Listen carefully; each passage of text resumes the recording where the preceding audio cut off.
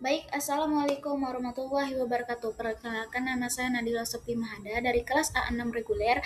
Di sini saya akan mempresentasikan hasil tugas UTS tentang memahami perbedaan dan praktik pendidikan luar biasa dalam mata kuliah habilitasi dan rehabilitasi anak tunagrahita. Untuk mempersingkat waktu, baik mari kita mulai saja. Pertama itu, apa itu habilitasi dan rehabilitasi? Habilitasi itu adalah membantu anak mengembangkan kemampuan baru yang belum pernah dimiliki. Sedangkan rehabilitasi itu membantu anak memulihkan atau mengembalikan kemampuan yang hilang atau menurun. Nah, contoh dalam habilitasi itu, anak tunagrahita belajar cara memakai baju sendiri karena anak belum pernah melakukannya. Sedangkan pada contoh rehabilitasi itu, misalnya anak yang sebelumnya bisa berjalan lalu mengalami kecelakaan, itu perlu dilatih lagi untuk bisa berjalan kembali. Kedua itu, perbedaan utama habilitasi dan rehabilitasi pada fokus. Kalau habilitasi itu adalah pengembangan kemampuan baru yang seperti sudah dijelaskan tadi, sedangkan rehabilitasi itu pemulihan kemampuan yang hilang. Nah, titik awalnya itu, kalau habilitasi itu anak yang belum pernah memiliki kemampuan pada perkembangan awalnya, sedangkan rehabilitasi itu anak yang emang pernah sudah ada kemampuan tetapi hilang sebelumnya. Nah, di dalam konteksnya itu, kalau habilitasi itu dimulai sejak awal diagnosis, sedangkan rehabilitasi itu setelah kehilangan fungsi. Langsung saja soal kedua, mengapa habilitasi lebih dominan di pendidikan luar biasa? Habilitasi lebih dominan karena anak tunagrahita umumnya mengalami hambatan sejak masa perkembangan awal, bukan kehilangan kemampuan yang sudah dimiliki. Nah, mereka itu membutuhkan pembelajaran dari dasar seperti cara komunikasi yang baik, cara cara interaksi sosial yang baik, dan kemandirian dalam aktivitas sehari-hari. Nah, karena itu pendidikan khusus atau pendidikan luar biasa itu lebih fokus pada pembentukan kemampuan baru daripada pemulihan kemampuan lama. Nomor 3, hubungan fungsi kognitif dan perilaku adaptif. Nah, hubungannya itu misalkan pada keterbatasan fungsi kognitif membuat anak sulit memahami, mengingat, dan memecahkan masalah. Hal ini pun mempengaruhi perilaku adaptif seperti makan sendiri, berkomunikasi, dan mengikuti aturan sosial ataupun interaksi. Implikasinya itu, program habilitasi pun harus menekankan pada pengembangan keterampilan hidup dan sosial dengan latihan praktis yang sederhana, berulang, dan sesuai kemampuan anak agar mereka lebih mandiri dalam kehidupan sehari-hari. Keempat itu, tujuan bersama habilitasi dan rehabilitasi.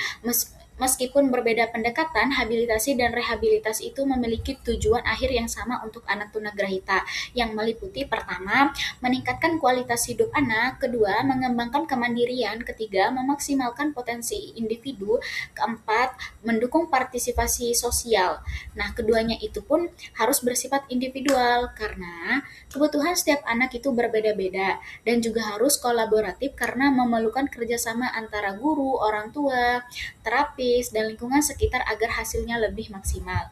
Baik, selanjutnya soal nomor 5, perubahan istilah mental retardation menjadi intellectual disability. Nah, karena kenapa diubah itu? Karena dari istilah mental retardation itu dianggap negatif dan menimbulkan stigma. Kata tersebut sering digunakan untuk seperti apa ya, kayak istilah menghina sehingga memengaruhi harga diri anak berkebutuhan khusus. Nah, sedangkan pada istilah intellectual disability atau tunagrahita itu lebih menghargai individu dan fokus pada dukungan yang dibutuhkan, bukan pada kekurangannya saja. Nah, dampaknya pun masyarakat menjadi lebih menerima dan menghormati penyandang disabilitas. Baik, soal selanjutnya itu nomor 6, perbedaan dari model medis dan model sosial ataupun ekologis. Model medis itu melihat disabilitas sebagai masalah yang ada pada individu dan harus diperbaiki melalui terapi atau pengobatan. Sedangkan model sosial ataupun ekologis itu melihat bahwa hambatan juga berasal dari lingkungan seperti kurangnya akses pendidikan atau sikap merasa masyarakat yang tidak mendukung ataupun dari keluarga pun yang tidak mendukung. Jadi, model sosial itu lebih menekankan perubahan lingkungan agar anak dapat berkembang dengan baik. Baik, soal nomor 7 itu dapat perubahan paradigma pada program pendidikan. Perubahan paradigma membuat layanan pendidikan tidak hanya fokus pada kekurangan anak, tetapi juga pada potensi dan dukungan lingkungan. Nah, sekolah pun lebih menekankan pembelajaran yang fleksibel, pelatihan life skill, kerjasama dengan keluarga, dan penerimaan sosial agar anak tunagrahita dapat hidup mandiri di masyarakat. Baik, Soal ke-8, apa pentingnya life skill bagi anak tunagrahita? Life skill itu penting karena anak tunagrahita itu lebih membutuhkan kemampuan untuk menjalani kehidupan sehari-hari daripada akademik yang terlalu sulit. Nah, contohnya itu misalkan kemampuan mandi sendiri, memakai pakaian, berkomunikasi. Nah, itu pun lebih berguna dalam kehidupan nyata dibanding hanya menghafal pelajaran sekolah. Nah, tujuannya pun agar anak bisa mandiri dan tidak selalu bergantung pada orang lain. Baik, soal 9, contoh life skill merawat diri sendiri. Nah, contoh yang saya ambil itu adalah keterampilan merawat diri, yaitu menyikat gigi. Nah, langkah-langkah yang diajarkan itu mulai dari pertama guru menunjukkan cara menyikat gigi yang benar, kedua anak meniru langkah demi langkah, ketiga bisa menggunakan gambar atau alat bantu visual pastinya, empat latihan dilakukan secara rutin setiap hari agar anak terbiasa, kelima berikan pujian jika dalam langkah-langkah tersebut itu berhasil. Nah, latihan ini pun harus dilakukan dengan sabar dan berulang agar anak terbiasa dan bisa. Baik, selanjutnya itu strategi mengajarkan kemandirian sehari-hari. Pendekatan praktis untuk mengembangkan keterampilan hidup sehari-hari pada anak tunagrahita memerlukan strategi yang terstruktur dan konsisten. Nah, strategi yang utama itu dapat meliputi pendekatan bertahap sesuai kemampuan, gunakan alat bantu visual atau alat bantu konkret untuk memudahkan mengingat mengingat anak-anak. Kedua, libatkan keluarga dalam proses pembelajaran. Keempat, buatkan lingkungan yang mendukung. Kelima, selalu pastikan evaluasi program secara berkala. Nah, juga pastinya sesuaikan metode secara individual dan berikan umpan balik positif seperti penguatan biar anak itu kayak bersemangat selalu untuk belajar. Nah, contohnya itu sebagai guru pendidikan khusus atau PLBs, pendidikan luar biasa, saya akan mengajarkan keterampilan secara bertahap dari yang paling mudah seperti yang dicontohkan tadi life skill itu mencuci tangan dengan baik dan benar.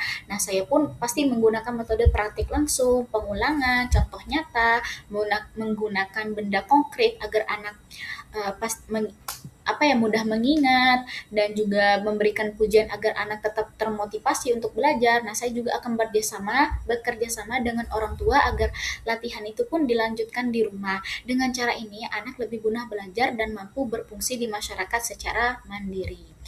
Nah, refleksi untuk kita itu, bagaimana sih cara kita dapat mendukung anak tunagrahita di lingkungan kita?